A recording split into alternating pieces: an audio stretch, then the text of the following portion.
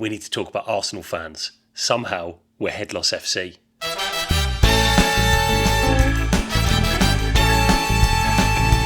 Welcome back to the channel. I wish this was in better circumstances, but unfortunately for the second time in a week, Arsenal have a cup loss, and it could mean the end of our season if we get this wrong. There is a large amount of fans both inside and outside of the Emirates who are unhappy at what's going on and the lack of trophies at Arsenal, and those fans are calling for three things. Firstly, they'd like to see Arteta sacked. They believe he's reached the end of his capacity and is incapable of just getting us over the line to win those trophies.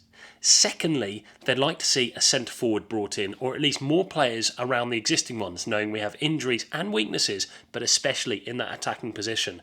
And the third one, there is the resurgence of fans who don't like the owners. Having put the Cronkies on a wall with real North Banksy putting up his pictures and people largely saying we'd invested well, it's now time to put scrutiny back on the Cronkies that if they do want to win something, they're going to need to go bigger, and they're going to need to go bigger now. These three things put together and the emergence of social media talent like AFTV mean we're suddenly being seen as Headloss FC. Yes, we've had Set Pieces FC, we've had Open Play FC, and somehow, even though it's only January, we're Headloss FC. In case there's any doubt, I wanted to reassure you that I personally love what Arteta's doing. I think the players are fantastic, and the way the ownership have stepped up over the last 5 years, I think personally is quite impressive. I'm not here to tell you what's wrong with Arsenal, I'm here to tell you why change won't always get the trophies that you think it will. What I do agree with though is that the results need to turn around quite quickly, and as we head into the North London derby on Wednesday, anything less than a win will be real problems for those in control at the club.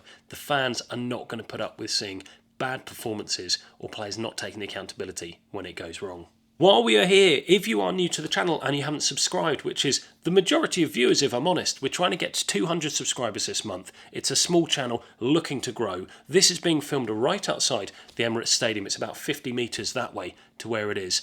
I'm a true Arsenal fan, I'm local to it, and I'll tell you how I see it going. I'm not one of those dullard fans who's very reactive and screams about spending money or that we demand things. I'm here to tell you how it is from a season ticket holder, and if you're enjoying what you're seeing, please do subscribe. So let's zoom out a second. Let's have a look at the state of football and where we're at and where Arsenal fit within that sphere of Premier League clubs or European clubs. It's worth saying we live in a souped-up football world. Man City have a dominance over the domestic game like we've never seen before.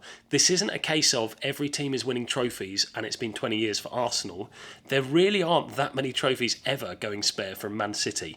And at a time where they've got 130 financial charges, I need you all to understand it is not normal to have that level of dominance. It's never really happened in British football. Zoom out again, right now it looks fantastic for Liverpool. They're probably going to go on to win the league. They're in a League Cup semi-final and they're through in the FA Cup and top of the Champions League. It's a phenomenal performance that Arne Slot's team have put in. But if you actually look at it, they currently sit on one league title in 35 years. That's an insanely long time to go without a trophy. In fact, they haven't won the league for 5 years. It quickly adds up that if they don't win this year, there is a question on when Liverpool win again. Equally, take other top talent. Chelsea, Man United, Tottenham, Aston Villa, Newcastle, any of those teams that are near us in the table, they really don't win that much domestically. Chelsea might not win a league title for a very long time, and Man United are even further away.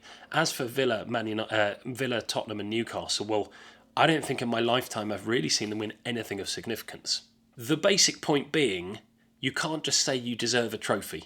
And Arsenal fans out there who think we should just win one every year, it really doesn't happen often. And the times that it does happen, quite often it's won by a very small margin, much smaller than people give it credit for. You're very rarely so far ahead of the rest of the pack that you just win a trophy because you're the outright best team.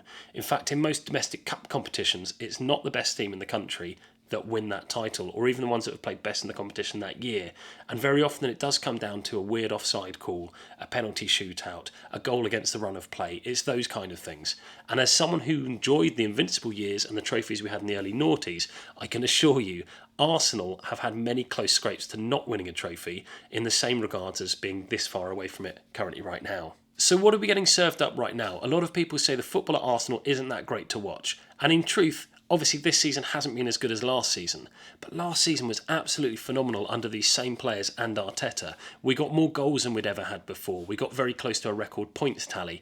In fact, we had more home wins than I've seen in a very long time at the Emirates. And as someone as a season ticket holder, I've really relished going to see the Emirates over the last 2 seasons. And we basically win nearly every game. We had more goals in a Premier League season last season than ever before. And that isn't by coincidence, it's the way Arteta plays football. Equally, at the back, we look so much more assured. And I'd remind fans, even with short-term memories, that we used to have the likes of David Luiz, Mustafi, Bernd Leno in a bad spell at Arsenal.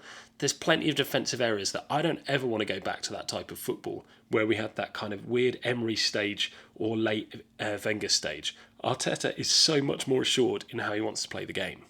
But he's not immune from criticism. I don't mind putting my hands up and saying, although he gets results and does play exciting football, he sometimes lacks a plan B, and teams seem to have found us out a little bit more than they have previously done.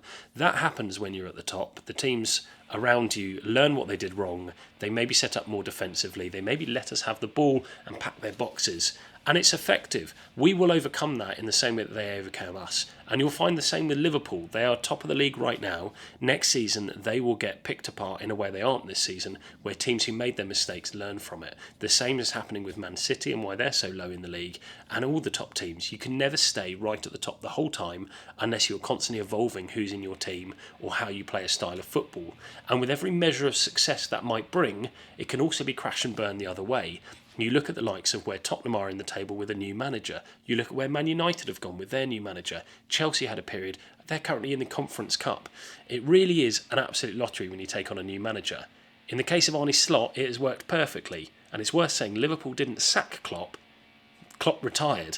So it's very difficult to see, really, an example of where a team has sacked a manager and completely turned around their fortunes. And I think fans are very short-sighted if they think simply getting rid of Arteta is somehow going to fix something. It may do, of course it may, but it also might go the other way and Arsenal slide down the table, lose Champions League football and therefore the ability to grow. So what does need to change? We're into the January transfer window. There is an opportunity to buy players. I would encourage Arsenal to buy players. Gabriel Jesus got injured yesterday. It's rumoured that it's an ACL injury, but whatever the nature of it, it's going to be a long-term injury. Saka is already on a long-term injury. Ethan Nwaneri, I think, will be back, but I don't think he can carry the attack on his own. So I think we need to bring in that central forward everyone wants. I'm not in the world of saying it needs to be the best striker, and I don't think in January you're going to get the best striker. I think we're better off saving that until the summer. But I do think right now we would do well to buy in an emerging player or a player who is at a lesser club and looking to improve their lot. For me personally, it has to be someone who can hit the ground running. I wouldn't be scared of looking at someone like Ben Doak in the Championship, which might sound a really low-key signing, but he is all action, all driving forward, which is exactly what Arsenal need right now. Elsewhere, you could go for a financial option like Jonathan David, whose contract expires in the summer. He knows how to get the ball in the back of the net and would be a good asset for us, especially with his height and pace. Or I'd look at someone we've looked at before but haven't landed. So the likes of Vlahovic, Gyökeres, they wouldn't be bad additions, but they will be a bit more spenny. And I don't know if January is the right time to buy. I'll put it straight on the table for everybody here. I'm not the kind of fan that feels the financial pressure of how much we've spent over the last 5 or 6 years under Arteta's reign.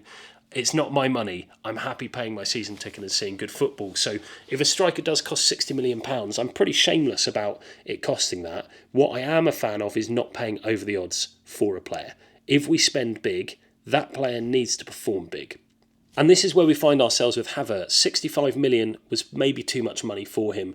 The flack he's getting, though, is completely disproportionate to what he's producing. Yesterday, he did enough to win a penalty. He did enough to put the ball on a plate for Trossard, who's beaten by De Ligt. He did enough to really get some chances in the box. Yes, he should have scored more, of course. But Declan Rice missed an absolutely free header. Ødegaard missed a penalty. Like I said, Trossard didn't tap in. Martinelli had a shot that should have gone somewhere.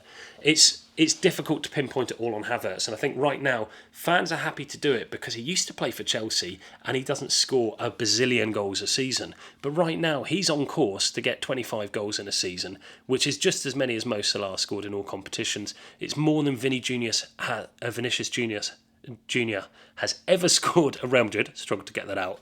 It's also as many as Isak scored in all competition last season. People seem to believe that this Haaland, Kane, Lewandowski level of scoring, or the old school Messi or Ronaldo thing, is normal. It's not. Most strikers in all competition get about 25 goals at the top tier, and that's just how it is. the immediate win and what Arsenal must do. It's the North London derby on Wednesday. I will be doing a lap of the stadium like I have before. Look at my other videos to see how that goes down on Wednesday at 8 p.m. in the Emirates. If Arsenal batter Tottenham, all of this will dissipate. People will not be angry. Anything less than a win, and I expect the people with pitchforks to come out, the likes of AFTV, gassing on about how we need to sack everybody or whatever. It's never going to work. But I hope we batter Tottenham. I hope it's not even a talking point. And for now, if you are part of Headloss FC, compose yourself. It'll be fine. We'll recover from this. We have a good Champions League draw to come. We've got a good Premier League run in. Let's focus on those. Who knows? Maybe we go to St James's Park and get a result against run of play. I don't think we will, but we might. But for now, enjoy your football. Let me know in the comments, what would you change? What would you keep? Is this an issue for Arsenal? You might not even be an Arsenal fan watching this, and I'm very keen to hear your view from the outside. What does it look like outside the tent? Are we all losing our heads, or should we carry on with Arteta? I don't know. But for another week, peace.